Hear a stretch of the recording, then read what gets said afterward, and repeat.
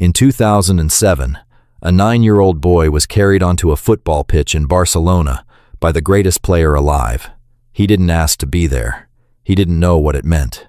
He was just a kid in a photo, standing next to a legend for a charity event nobody outside Catalonia would remember by the following year. 18 years later, that same boy doesn't need anyone to carry him anywhere. He's the favorite to win the Ballon d'Or.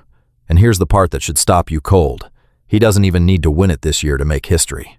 Just being in the conversation at his age already breaks a record that stood for decades. No player under 21 has ever lifted that trophy. He's about to be the first. This isn't a story about talent. Talent is cheap in football. Everybody at this level has it. This is a story about something rarer.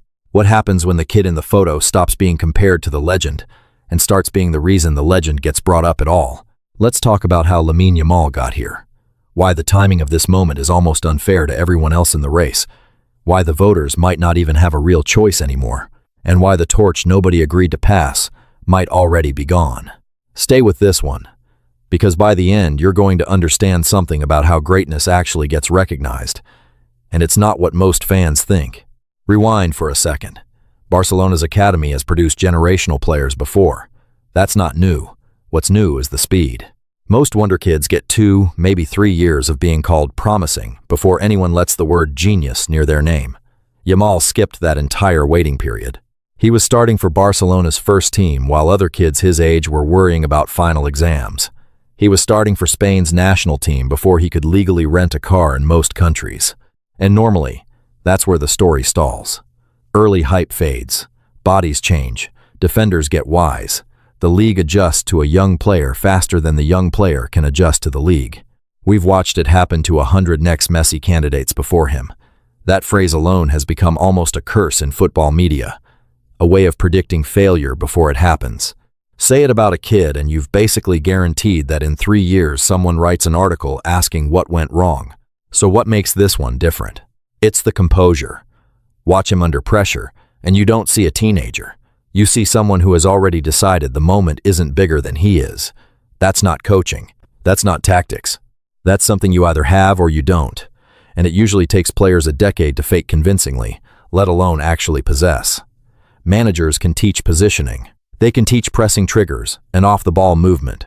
Nobody teaches a 17-year-old how to take the ball in a packed penalty box with 80,000 people screaming and act like he's in his backyard. Now here's where it gets interesting. Because the Ballon d'Or race this year isn't just about what Yamal has done, it's about what everyone else hasn't. The reigning winner walked into this season carrying the weight of being the best player on the planet, on paper. But form is not a permanent state. It's a loan you have to keep repaying, and this year the payments haven't been landing the way they did 12 months ago. He's still good. He's still dangerous. But still good doesn't win Ballon d'Ors when someone else in the conversation is doing things that make broadcasters go quiet for half a second before they can even find the words. Sharing the attacking load with a stacked roster of teammates sounds like a good problem to have, until award season comes around and voters are trying to isolate exactly whose brilliance actually won the games. That's the gap Yamal is stepping into. Not because the competition collapsed, but because he simply kept climbing while some of the field plateaued. That distinction matters. Nobody wants to hear that they were handed anything. Nobody wants their name attached to a title that came by default. And if you actually look at what's happening statistically, this isn't a case of the door being left open. It's a case of someone kicking it down early and just staying inside the room. Let's talk about the other names still floating around this conversation, because it's not a two-horse race, and pretending it is would be lying to you. There's the veteran finisher, the kind of striker whose numbers alone should make him a front-runner every single year. The kind of guy who scores so consistently that voters almost get numb to it, like a stat that stops registering as impressive purely because it happens every week. There's the wide forward from South America, electric in bursts, capable of turning a match on its head in 10 minutes and then disappearing for the next 80. There's a handful of midfield generals whose value shows up more in what doesn't happen, the mistakes prevented, the space controlled, than in highlight reels, which historically has never been enough to actually win this specific trophy, no matter how much football purists insist it should be. Every single one of them has a real case. That's what makes this race genuinely interesting instead of a coronation. But here's the thing about award races that most fans miss. It's not decided purely by who was best. It's decided by who was best at the moment everyone was watching the most. And that brings us to the World Cup. Say what you want about individual awards versus team success, but voters remember tournaments. They remember moments. A World Cup summer has a way of freezing an image of a player into the world's memory for an entire year, sometimes longer.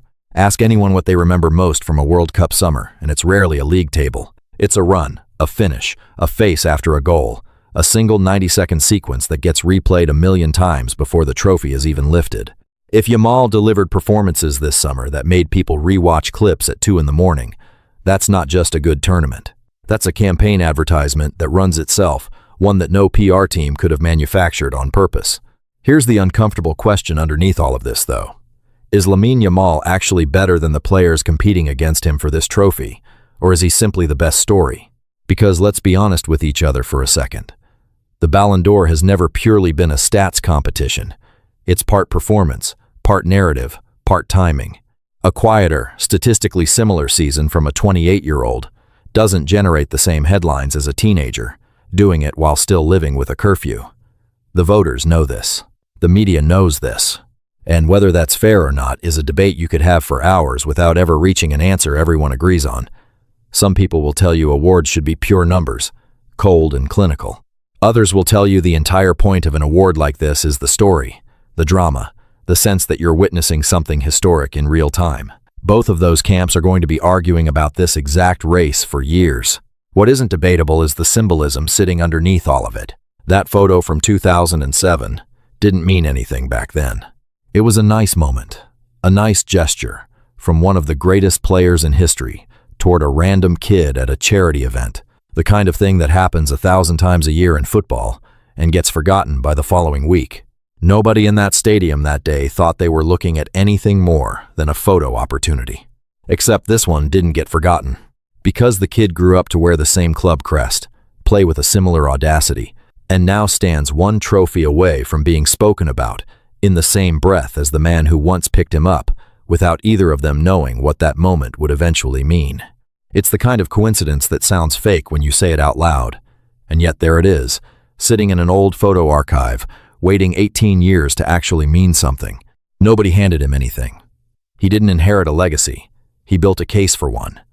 Every defender who thought they could bully a teenager found out the hard way that this particular teenager doesn't rattle. Every pundit who called it too early is now quietly revising their timeline, deleting old tweets, softening old takes. And every rival for this award now has to reckon with the fact that they're not just competing against a player anymore. They're competing against a narrative that writes itself better than almost anything else in the sport right now. You can outplay a player. It's a lot harder to outplay a story the entire world already wants to believe. There's also a quieter layer to this worth sitting with. Pressure at this age usually breaks people, even talented ones. The history of football is full of teenage prodigies who got the headlines early and then spent the rest of their careers trying to outrun the weight of them. Being called the best young player alive is a compliment that quietly turns into a countdown clock. Every match becomes a referendum. Every bad game gets magnified into a crisis. Most players crumble under that long before they hit their prime. The fact that Yamal appears to be speeding up instead of slowing down under that exact pressure is arguably the most impressive part of this entire story. More impressive than any single goal or assist, because it's the part that can't be coached or manufactured. So, where does this actually go from here? If he wins it, the conversation shifts overnight from, is he the future, to, he is already the present, and every comparison to the greats stops being premature and starts being earned. The record books get rewritten, and every future teenager who breaks into a first team gets measured against a new, lower age ceiling than the one that existed before him. If he doesn't win it this year, it barely matters, because the ceiling isn't closing. It's just getting further away. This is a player who, by most people's estimate, hasn't even reached his physical peak yet, and he's already forcing voters to rewrite the rules about how young is too young to be considered the best in the world. History says the players who are this good this early usually end up with multiple trophies before it's over. Not because the first one is guaranteed, but because the door, once kicked open this hard, rarely closes again. The kid in that photo never asked to be part of somebody else's story. He's too busy writing his own, one season at a time, one impossible performance at a time. until the comparison stops being about who he reminds people of and starts being about who the next kid gets compared to instead. If you want to see where this connects, go watch our video on the day that photo was actually taken and the full journey of the player standing next to him in it. Because once you understand where this started, you'll understand exactly why this moment hits as hard as it does. Subscribe if you want to be here for whatever comes next, because if this trajectory holds, we are not done talking about this kid for a very long time.